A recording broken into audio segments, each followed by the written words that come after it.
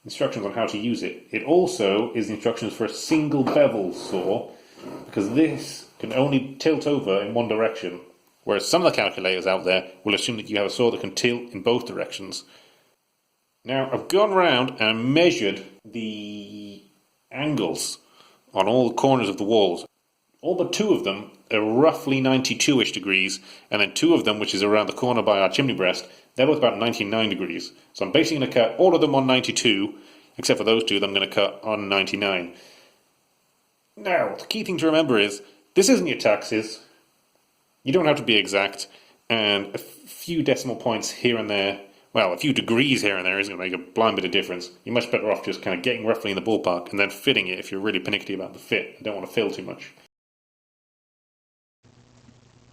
Okay, so that DeWalt guide is only set up for 90-degree cuts. So I'm going to show you how to use a different website. This is blocklayer.com, which is a very good source for all kinds of geometrical oddities. And we are going to just select our 38-degree spring angle, which is what we've got, and then we're going to take us to 92-degree wall angle, hit calculate, and then we get these two values for mitre and for bevel. So we just take these two, drop them into the DeWalt guide, and we can just crack on. Now we've got this set up for the left hand of an internal corner, and for that we need the ceiling edge against our fence, which this is not. I'll just flip that around right now.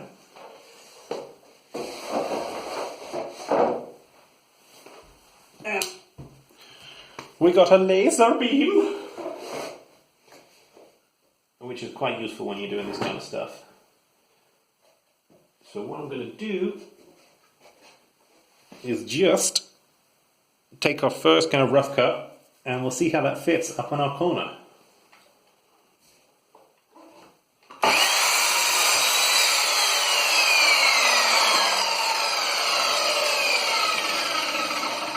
Now this polyurethane stuff actually cuts really well on the saw. You'll notice I pulled the saw out quite quickly there. If you hold it down, you can get some melting on the back edge of here, but it's not been too bad so far. Okay, let's fit this bastard. Okay, so we're just going to offer him up and see what the fit is like. It looks like the two faces on the inside are quite parallel, so that means that our bevel is spot on, but we got a little bit pinching here, and we've got a gap up here, so we just need to swing that mitre around a little bit. Okay, so we're going to take a little bit off more. We're going to come around this way, just unlock him, bring him around a smidge.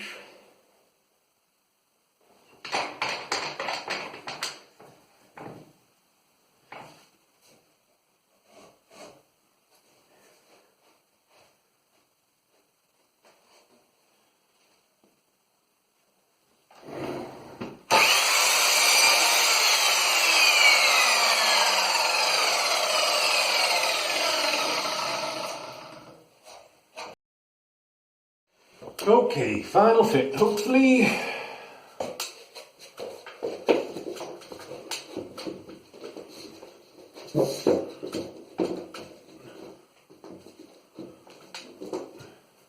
Yeah, I'm pretty happy with that.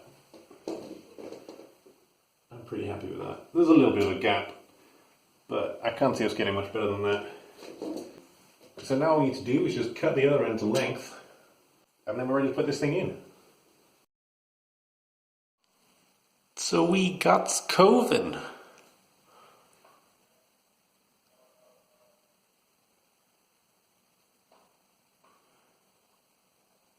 Let me just do a quick pan around.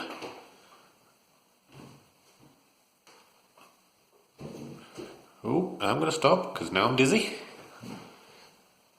So this is all painted and installed now. Apologies for the sound. The floor, the carpet is up, so it's a bit echoing here. But this has really classed the room up. Really happy with the choice. You can kind of see on this top bit here just how uneven that ceiling was. But I think the coving doesn't accentuate it too much. You kind of have to look for it to see it. One thing that also has done quite well is the joins. With a bit of sanding and some painting, there is a joint somewhere in that corner. There is a joint somewhere along here. Oh, possibly you can kind of just about see it there. And there is actually a joint somewhere along there. But like I said, even if you know they're there, they're quite tricky to spot. Now this corner here, if I get around that one to it, that was an absolute pain in the poo hole. Because not only was it a weird non-90 degree angle, but also we're actually not coming at the corner horizontally. So it took a lot of fitting and trial and error, and in the end I just couldn't get it right, and it ended up with a fair bit of filling to get that right, to get that done. But yeah, she's up. It's a classy establishment now.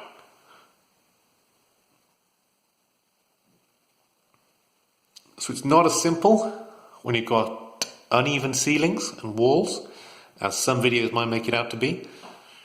Enhance!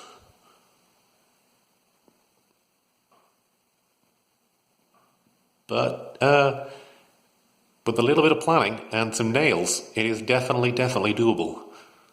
So hopefully this has been informative if you've got an old house with wonky ceilings. Thanks for tuning in.